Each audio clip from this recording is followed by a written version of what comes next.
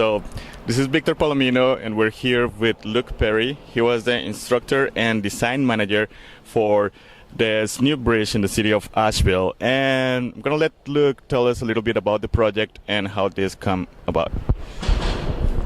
Thanks. This is kind of a unique project. This is the second year through the Asheville Design Center that we've done a design build studio where we work to teach and train, but also leave a physical, tangible product in Asheville or somewhere around here. So we had 10 students from schools around the region, colleges, and they were here for 10 weeks. And we had the task of designing and building a footbridge over a creek right here next to the French Broad River.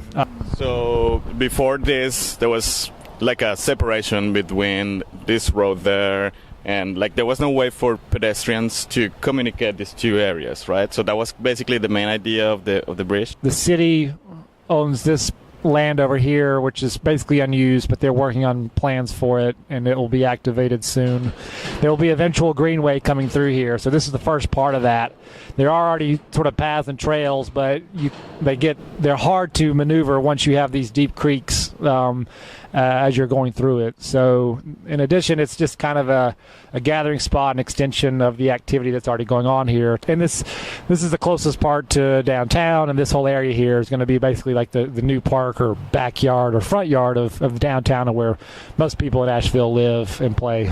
Let me ask you about the students. You have students from where, and how was their role besides just designing and making everything? We had students from Appalachian State, University of Virginia, Clemson, Ball State in Indiana, and a woman from California who's also from Taiwan. And so we had architectural majors, architectural history, construction management, sustainable design, and landscape architecture. Everybody got along really well and worked well together. I wish professionals could have a team like we had here in terms of how committed people are to the project and getting things done and working together and shared ownership over ideas. Part of the made awesome was the woman who taught and led the project with me, Miriam G., who was just really awesome and wonderful to work with, and we were a good team, complementing each other well.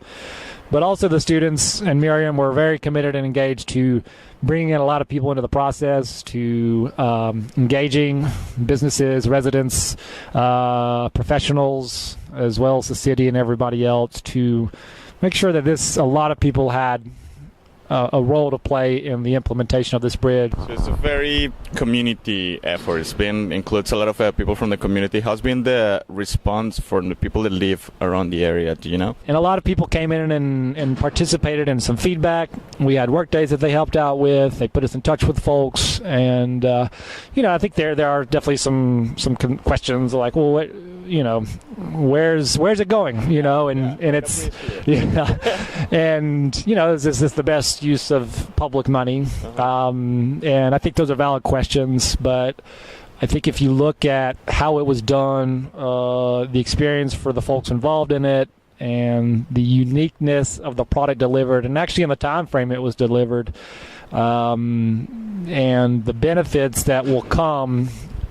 People can't see it right now, but there's a lot more coming that this will help spur. And spending time down here this summer, I really had no idea how many different types of people use this space, who come down here, who might just come and eat their lunch, or might need a break in their car and take a nap under the bridge, or just come out and check out the river. And it's a truly democratic, inclusive place.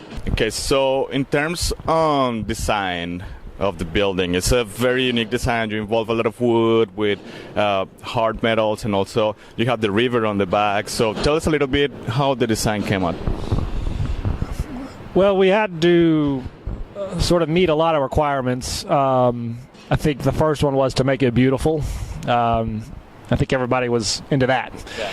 And the second one was to make it a gathering space, not just a pass-through.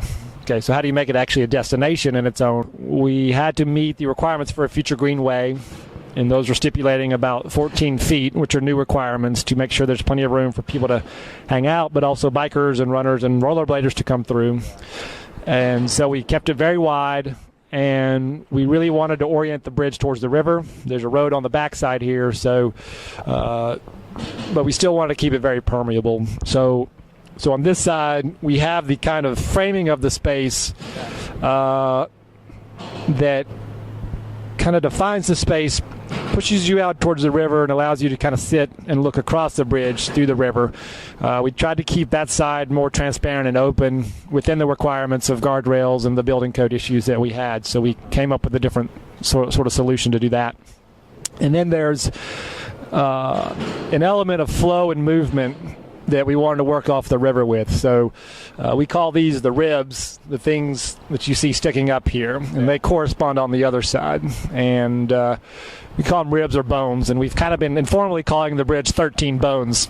Well, there's 13 bays or sequences of these things, and there's a very famous barbecue restaurant right here called 12 Bones. So and during the summer we would eat there a lot and come over here and bring it. So somebody's like, oh, it's 13 bones. Yeah. And it kind of looks like a rib cage also. So but there's a pushing and pulling going on between the two sides. So as this sort of comes up and pushes out, the other side is kind of pushing out and flowing out and then coming back in.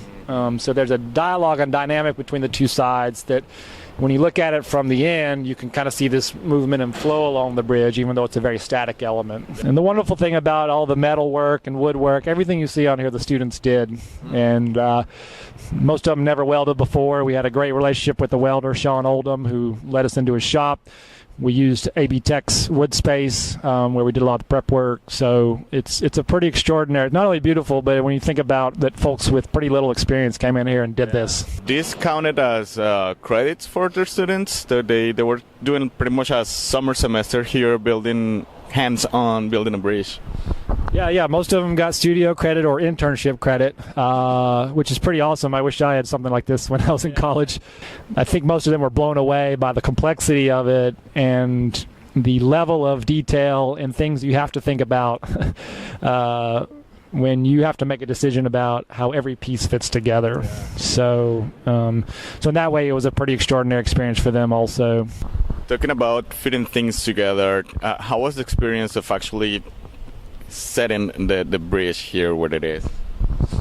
Well, that was quite a lesson for all of us also, but we did get held up with some regulatory issues with approvals from the State Department of Transportation as well with the city, which is to be expected. So we had to adapt, and we realized we weren't going to actually be able to get the bridge in place by the end of the 10 weeks. So we quickly changed plan and decided we still need to get it built before the students leave. So we built it in the parking lot underneath the bridge, built the whole thing. The students left. We worked through all the regulatory stuff, got the foundations put in, and then a crane came and set up under here, picked up the whole bridge, lifted it, turned it, and dropped it right into place. Yep. And then we had a little bit of finished work to kind of clean it up and tighten it up. So, future plans. What are the future plans for you, for the design center, or for this area? Yeah, I mean, at least for around here, there are already conversations about other bridges. There's 3 or 4 other creeks along this stretch of the river that need to be crossed before you can eventually connect all this together. I think there'll be some work days out here soon to begin to kind of get some nicer plants in, do some landscaping, and potentially even get a more informal, regular trail through here.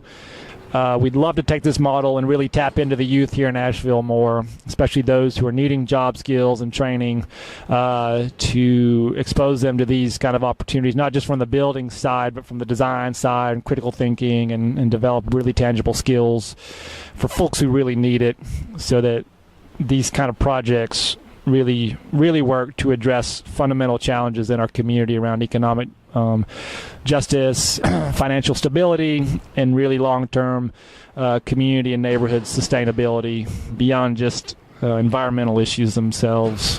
There will be information soon about the next year's studio and how to support it, how to pitch an idea. If you know somebody who'd like to participate, it would be a good opportunity to do that. And if you have other ideas about these kind of projects in your neighborhood, around Asheville, around Western North Carolina, we'd love to hear about them and see what we can do. Thank you, Luke, for talking to me, and good luck on the future projects, and we'll be checking out with you.